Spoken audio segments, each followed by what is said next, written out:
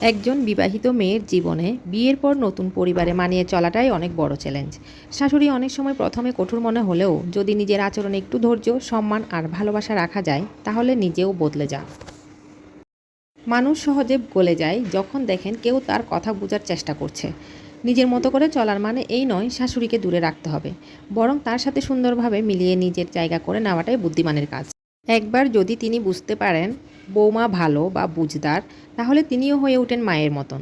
তখন তার সম্পর্কটা শাশুড়ি বৌমার থাকে না, হয় একে অপরের আশ্রয়।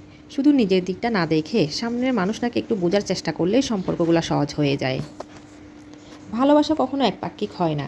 নিজের মতো করে চলেও যদি শ্রদ্ধা আর মায়া রাখা যায়, তবেই শাশুড়ির মন জয় করা মোটেও কঠিন কিছু নয়।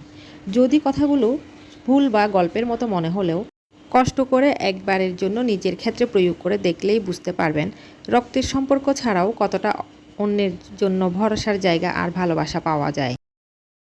আপনি যদি মন থেকে চান তবে শাশুড়িও বদলে যাবেন। ভালোবাসা পেলে কেউই তা ফিরিয়ে দেয় না।